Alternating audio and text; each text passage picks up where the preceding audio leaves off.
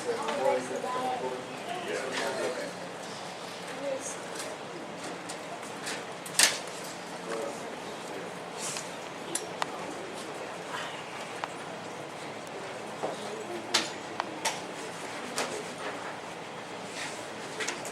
shalom, everyone. Shabbat shalom. Okay, that was a good lesson from your Apostle Paul. Let's do another night. Okay, next up, we're going to have Moreh Kasadaba. Let's give Moreh Kasadaba a round of applause.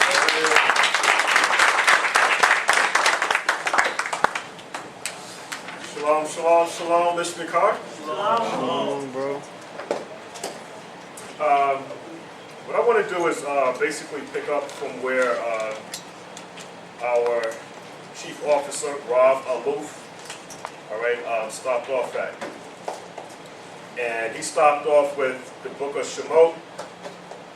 Actually, the book of, let's see, you were in Genesis. The 17th chapter, all right? What we're trying to establish is covenants, all right? We're about to enter into a covenant tonight, or relive a covenant that happened over 3,000 years ago. It happened at Mount Sinai. So everybody should be happy and ready for the big night tonight, right?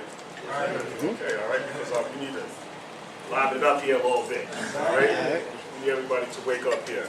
But again, our chief officer here, he went into the book of Bereshit, the 27th chapter, talking about covenants, and he went into the Hebrew word for covenant, which is the Hebrew word brit, which means to cut. Yeah, right? So blood must be shed. That solidifies the deal here. So again, just piggybacking off what Rav Aluf had done, verse 10 it says, verse 9, and Elohim said to Abram, thou shalt keep my covenant. All right? Very important. Thou shalt keep my covenant. Therefore, thou and thy seed after thee. So this covenant wasn't only pertaining to Abraham, but also to his descendants, which we all are here tonight. All right? So we're still obligated to follow the laws, statutes, commandments, and understanding that this is a covenant. So that word brit is going to be very important. Verse 10, this is my covenant, which you shall keep between me and you and your seed after you. Every man-child, all right, very important.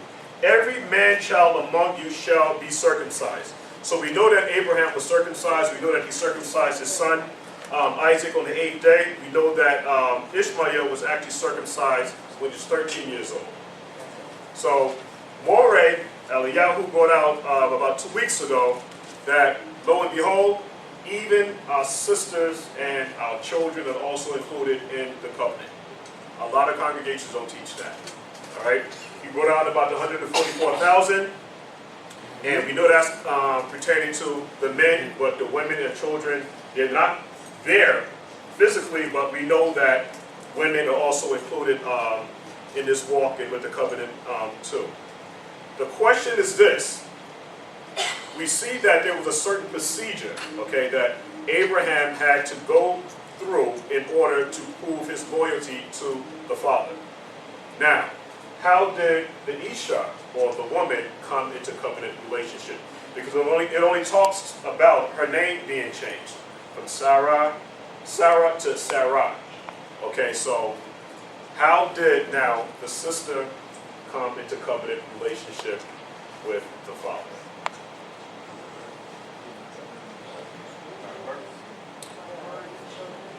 By bringing forth children? You said by the birth? I'm covering the husband. Right. So let's give my sister here a round of applause. She came up with the right answer again. All right. So basically what's happening now is that showing order. All right. The scriptures talk about order. We have the father, we have the son, we have the man, and then we have the woman and the children. Now the way that the Isha, or the woman, comes into covenant relation with the father is through the husband, because we see the circumcision that was done with Abraham. So when Abraham now goes into Sarah with the circumcised penis now, this now brings her into covenant relationship. This is the reason why we can always defend our argument in the scripture when they say, listen, you know what? Ishmael was the promised seed. Ishmael was the firstborn. But when we get technical with the scriptures here now, is that when Abraham had intercourse with Hagar, he still had the foreskin over his penis. All right? So he was not under the covenant because the covenant was made after the circumcision. And so we're all here now, part of the circumcision, because when we talk about circumcision of the heart and of the flesh, which is very important. But being that it started with Abraham, and we're talking about Zerah, which is seed, anything that's coming from that male member, okay, we keep it clean, that male member now, and this now also brings us into covenant relationship with the Father. All right, so again, we're keeping a clean version of it, but I just wanted to explain to everybody that even the sisters, they're also into they're in covenant relationship also with the Father. Nobody's left out here. What I wanted to do next is go to the book of pt1. All right, pt1. And we're going to make sure that we're able to clear up all things, because that word covenant is very, very important.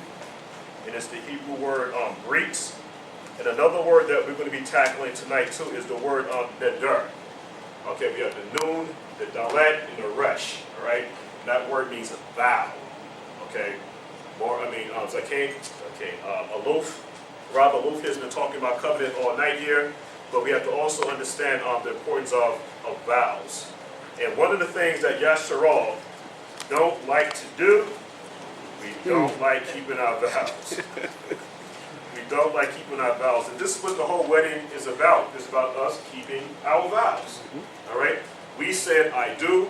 We know that the Father, okay, he sent his son, Yashra'al HaMashiach, to be that atoning sacrifice for the nation of Yashra'al. We said at Mount Sinai, we said, I do. So being that you said that I do, all right, and we are those people. We are those people.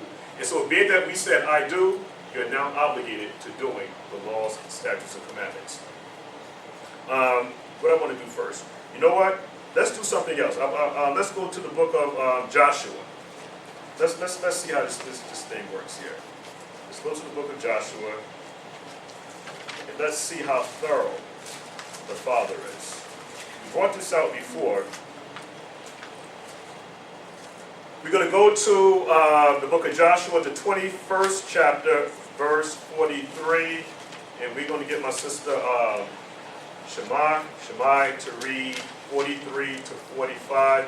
She's going to read it real slow, because there's a lot going on in verse 43 in regards to the word vow. The Hebrew word is nadar, right? Nadar. So we're going with the book of Joshua 21, 43 to 45. Joshua Yes. 21 and 43. And Yahuwah gave unto Israel all the land which he swore to give unto their fathers, and they possessed it. Right, so and they go read on. And dwelt therein. Right, so verse 43. So we have here in verse 43, we have obligations being met here. It said, now, and Yahuwah gave into Yashra'al all the land which he swore, okay, to give unto their fathers, and they possessed the land and dwelt therein. Verse 44. And Yahuwah gave them round about according to all that he swore unto their fathers. Rest. And there stood not a man of all their enemies before them. And Yahuwah delivered all their enemies into their hand. Yes. There fell not out of any good thing which Yahuwah hath spoken unto the house of Israel, all came to pass. Hallelujah. So we see now that everything that the Father, okay, explained to the nation of Yashra'al, regarding the promises that he made with Abraham, Isaac, and Jacob, they all came to pass. Every single last one of them. So he upheld his end of the bargain. So the argument is always, why aren't we collectively as a people upholding our end of the bargain. So each one of us is going to have to ask ourselves that question. Why aren't we upholding our end of the bargain?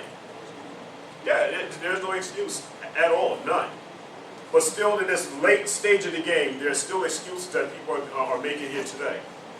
But we have now again the Messiah fulfilling every single thing, okay, that he promised that he would do to our forefathers. It came to fruition, and here we are now to this very day. We still have, well, I can't do this, and I really can't do that. Let's think about it, can be compromised or whatever. And he did every single thing that he promised. He gave you the land.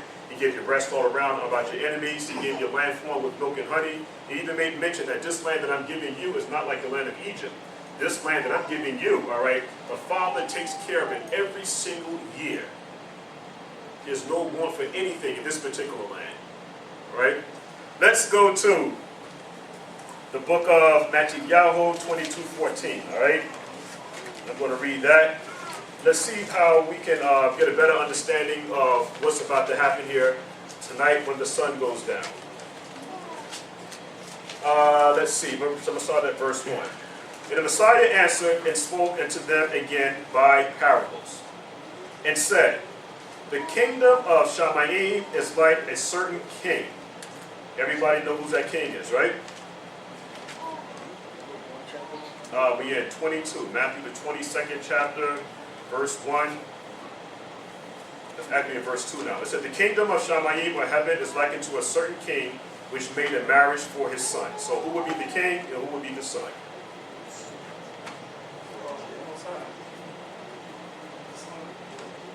Yeah, the king would be, right, and the son would be. So I'm just trying to show here how the whole thing works here. So we have the father, okay, he made a marriage for the son, right, keep that in mind. And he sent forth his servants to call them that were bidden to the wedding. Okay, we're talking about the nation of Yashra'al. But listen what's happening here. And they would not come.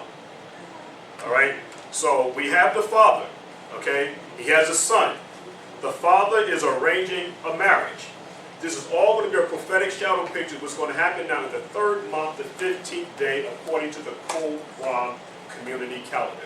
All right, we talked about the 360, 364, 365. I'm basing the 3rd month, the 15th day off the Qumran community's calendar. All right, so again, we have a marriage that's about to happen. But they that were bidden to the wedding, they would not come. Again, he sent forth other servants, saying, tell them, which is the nation of Yashra'al, which are bidden, behold, I have prepared my dinner. All right? I prepared my dinner. My oxen and my fatlings are killed, and all things are ready. Come unto the marriage. Come into the marriage, all right? Verse 5. But they